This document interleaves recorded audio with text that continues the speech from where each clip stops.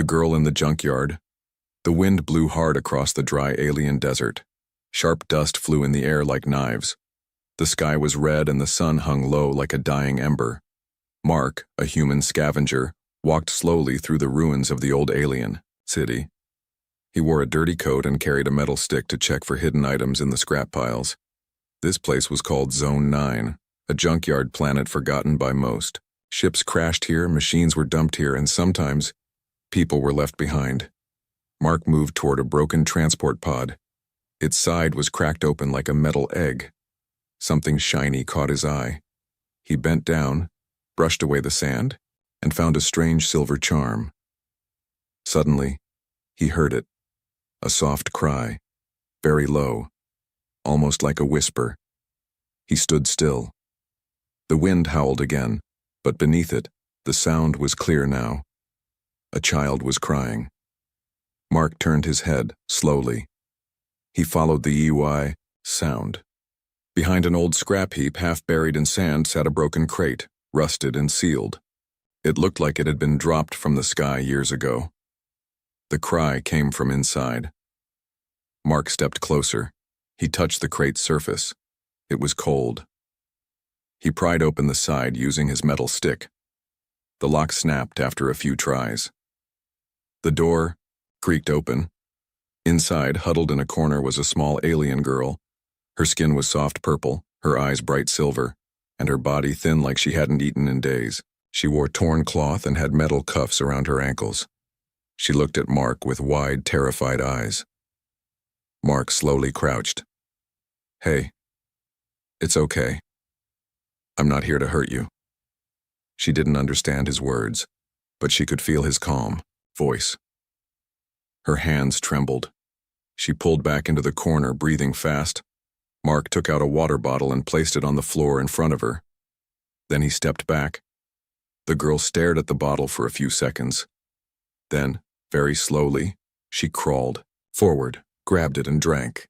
Her hand shook, but she didn't stop drinking until the bottle was empty. Mark looked around. No footsteps, no lights. No one else was near. "Who left you here?" he whispered. The girl didn't answer. She couldn't. But Mark could see her pain. Her ribs showed through her skin. Her knees were bruised. Her voice was dry. He took off his coat and held it toward her. She hesitated, then took it. She wrapped it around herself tightly. Mark knew this girl couldn't survive alone out here. He picked up his radio and called his AI. "Gina, I found something. Or someone." "Define someone," the AI replied in a robotic voice. Mark sighed. "A young alien girl, left in a crate like old junk." There was silence. Then Gina said, "Bring her in. You know the risks?" "I know," Mark said. He looked at the girl. "But I'm not leaving her." He gently held out his hand. The girl looked at it. Her silver eyes flickered with fear, then curiosity. Slowly, she reached out and touched his fingers. Mark smiled. "Let's get you out of here." He picked her up carefully. She was light, too light, like a feather made of bones. As he walked back toward his hidden shelter, the sun began to set behind the metal hills. The world turned dark and cold, but Mark didn't stop. Behind him, the crate door swung in the wind. On the side, written in faded alien language, were the words, "Defective, do not release." The promise of shelter. Mark walked carefully through the junkyard hills. His boots crunched on broken glass and rusted metal. In his arms, the alien girl slept, too tired to stay awake. Her head rested on his chest, and her thin arms hung like ropes. He reached his home, a hidden shelter built inside the remains of a crashed starship. From the outside, it looked like junk, but inside it was warm and alive. Solar lights glowed. A heater hummed. Tools were spread on a metal table. Mark placed the girl gently on a soft sleeping pad near the heat vent. She woke up slowly, blinking at the lights. She looked around, scared. Mark knelt beside her. "Safe now. You're safe here." She didn't understand his words, but she felt something new. Warmth. He handed her a small meal pack. She sniffed it, then ate carefully, like someone who learned. Food could vanish at any moment. She didn't speak, but her eyes watched everything. Mark turned to his AI. Gina, scan her vitals. A small drone floated down from the ceiling. A blue light passed over the girl. She's malnourished, Gina reported. Severe dehydration, minor injuries. And she's scared. Heart rate elevated. Mark frowned. We fix that, one step at a time. He spent the night cleaning out a storage room. He set up a small bed from scrap, made a curtain from old blankets, and added soft lights. It wasn't perfect, but it was hers. The next morning he found her standing by the door, holding a broken circuit board. She held it out to him, like an offering. He took it, smiled. Thank you. He gave her a name, Xena. He didn't know her real name, but this one felt right. Days passed. Xena didn't talk, but she listened. She helped in small ways, handing him tools, pointing at hidden wires, organizing scrap. Mark saw her eyes change. The fear faded a little each day, but outside, things were changing. A trader named Grant visited Mark's outpost. He brought supplies, but his eyes caught something strange. You got a girl here? Grant asked. Mark stayed calm. Just helping someone in trouble. Grant laughed. That girl's no one. Probably sold off, maybe escaped. Mark's jaw tightened. She's not a slave. Grant leaned closer. You keep protecting her. Someone's gonna come looking, with guns. That night, Mark checked his sensors. A red dot flashed on the far edge of the junk zone. Someone was scanning the area. He turned to Gina. Hide mode, shut down all signals. Done, said the AI. He walked into Xena's small room. She was drawing on the wall with metal dust, shapes, stars, and strange alien symbols. He sat beside her. Someone might be looking for you, he said softly. She stopped drawing. Mark held up a small hollow cube. If you want to leave, I'll help. But if you want to stay, I'll build you a real home. No cages, no crates, only freedom. Xena looked at him with big silver eyes. She pressed her hand to his heart. Then she pressed her hand to her own. No words were needed. She had chosen. But outside, the red dot kept blinking. Someone was coming, and they weren't coming to help. Enemies in the sand. The wind was still, too still. Mark stood on top of a broken tower, using his old binoculars. He saw nothing but junk hills and red dust. But his gut told him something was wrong. He climbed down and walked into his shelter.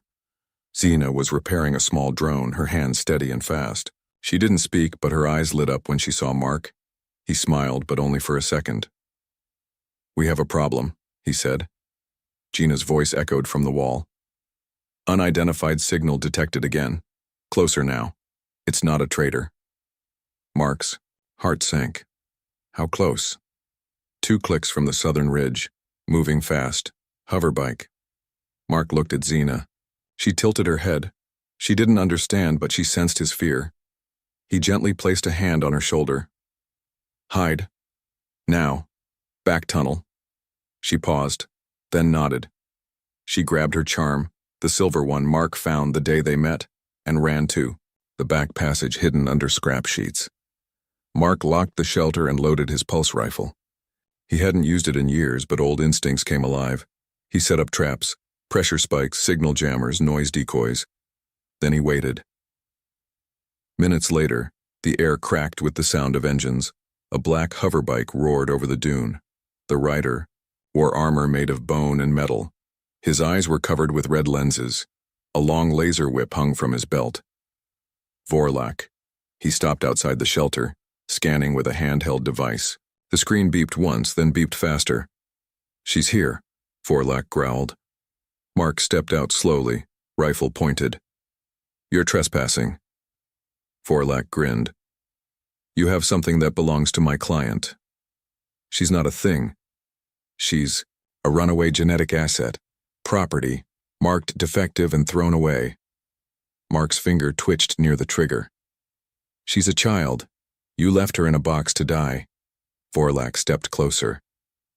You don't know what she is. I know enough. In a flash, Vorlak fired his whip. Mark jumped back, barely dodging the burning wire that sliced through a metal beam. Gina activated the traps. Explosions boomed from the junk piles. Metal shot into the air and smoke filled the yard. Mark opened fire. Vorlak rolled behind cover, laughing. You're brave, human, but stupid. The fight raged for minutes. Sparks flew. Walls cracked. Mark was hit on the arm. Blood ran down, but he didn't fall. Then silence. Smoke cleared. Vorlak was gone. But a message was left, burned into the wall. I'll return with a fleet. She's worth more than your life. Mark dropped to one knee, breathing hard. He clutched his bleeding arm. Zena rushed from the tunnel.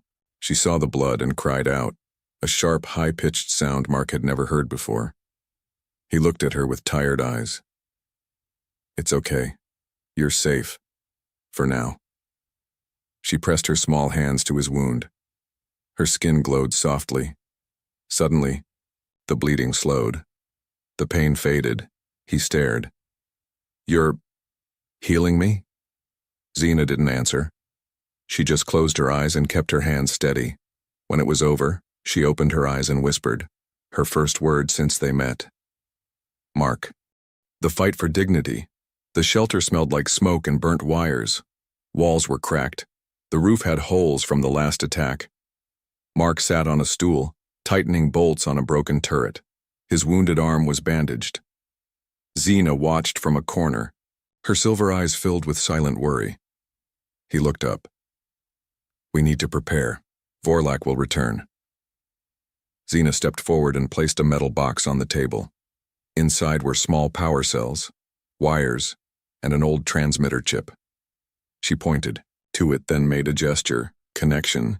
Mark raised an eyebrow. You want to build something? She nodded. Mark smiled. Okay, let's do it. The next 2 days were busy. Mark and Zena worked together like they'd been a team for years. He fixed the broken turrets. She wired power systems. They dug trenches and hid shock mines under junk piles. Gina, the AI, activated a motion grid across the outer scrap walls. But Zena had one more idea.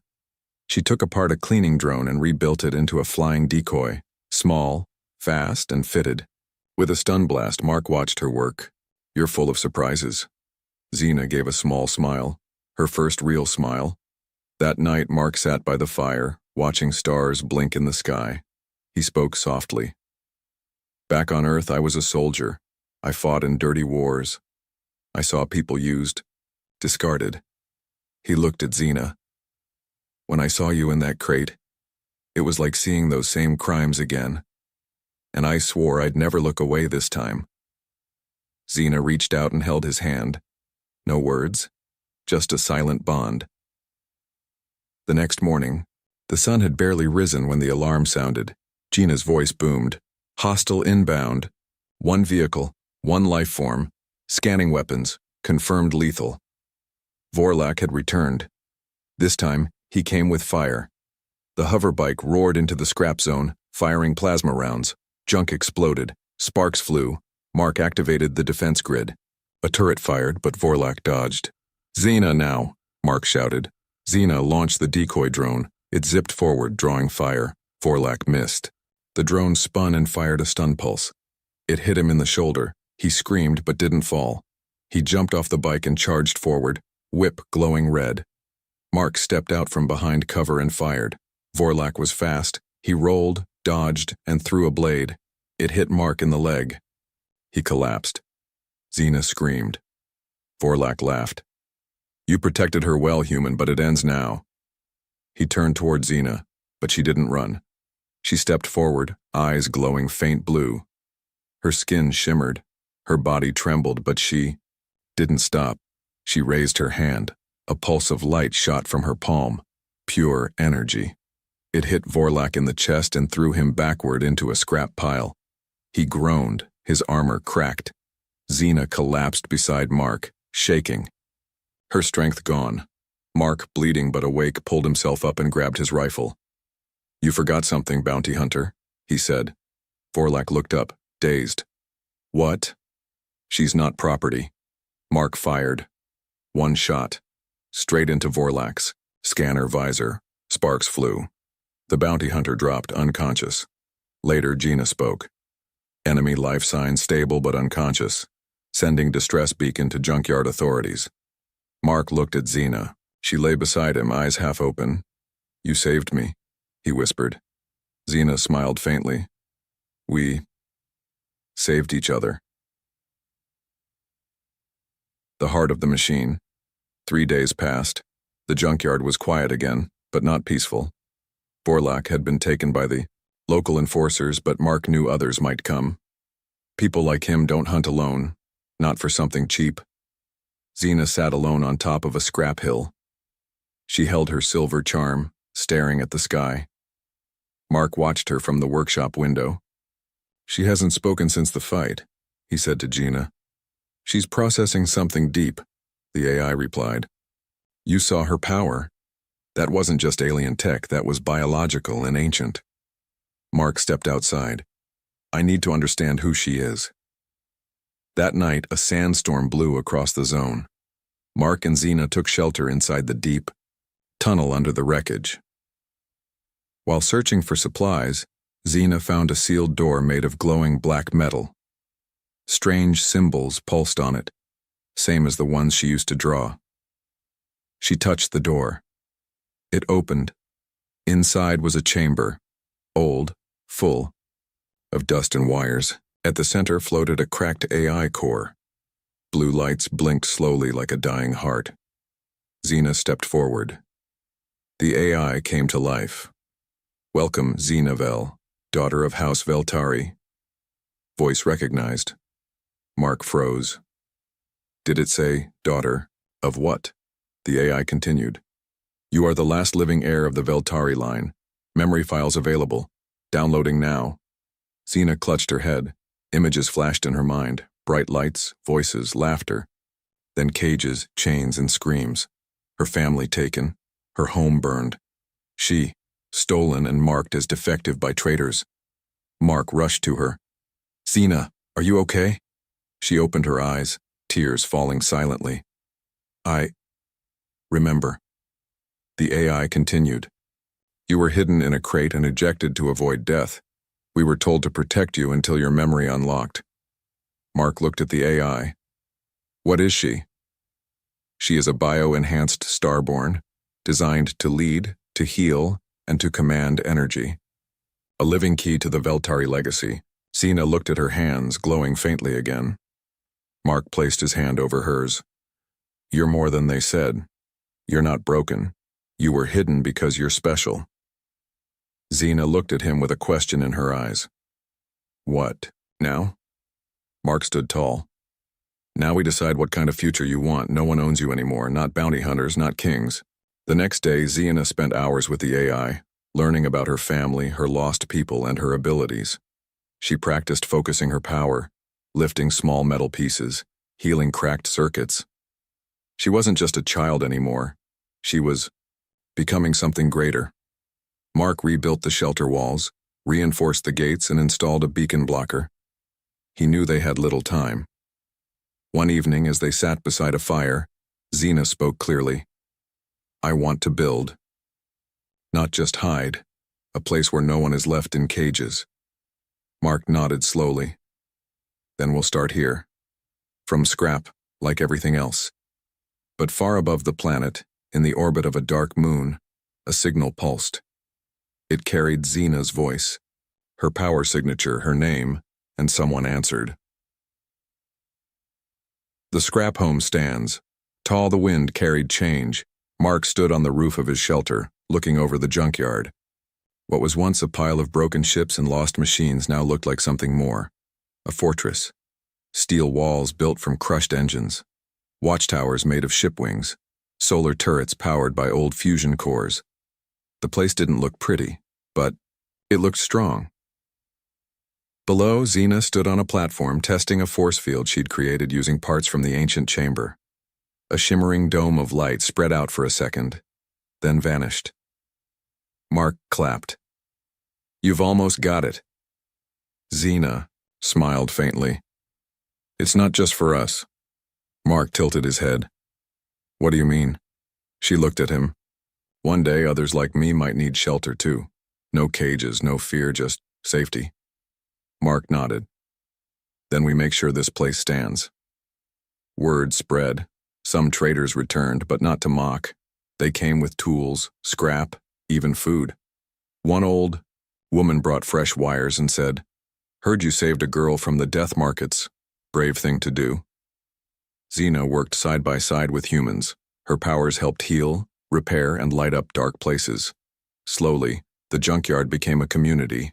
Gina reported shelter integrity at 78%. Defensive systems online, energy grid stable. Mark smiled. We're almost ready. Ready for what? Gina asked. Mark stared at the sky. For whoever comes next. That night, a storm of blue lights appeared above the planet. Not lightning. Ships. 3 alien vessels, black, silent, and sharp like daggers, descended from the clouds.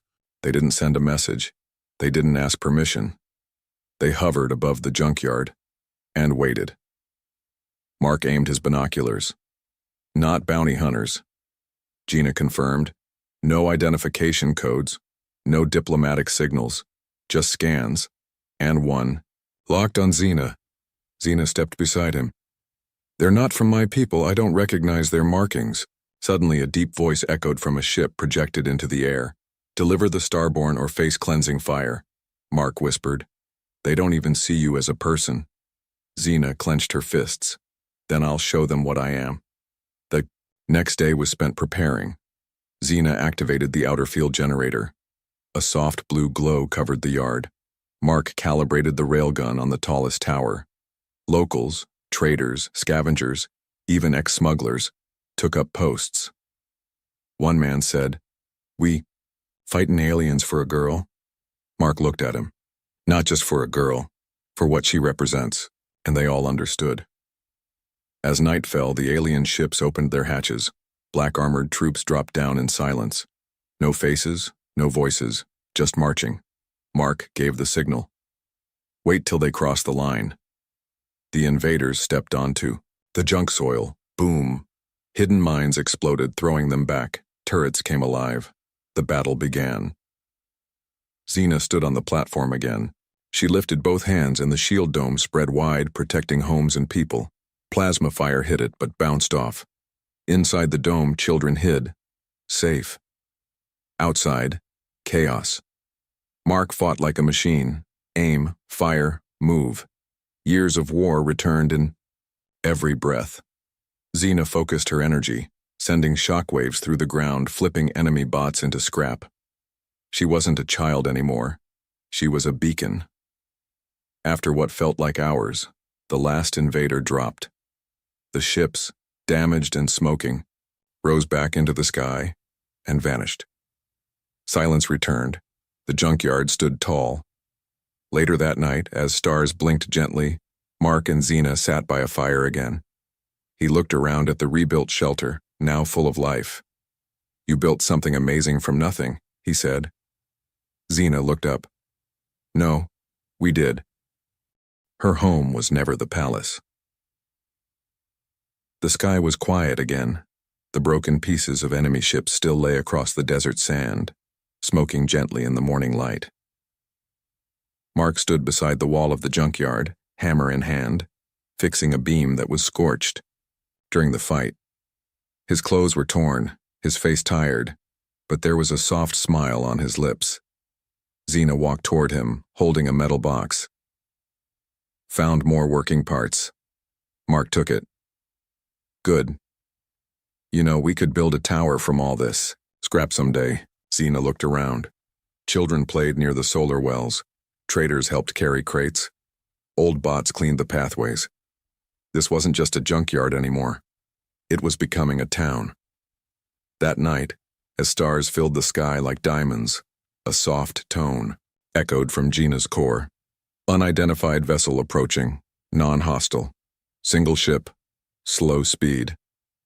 Mark and Xena stepped outside and looked up. A silver ship descended gently, unlike the black daggers from before. Its design was curved and graceful. When it landed, a single ramp opened. From the light, a tall alien woman stepped out.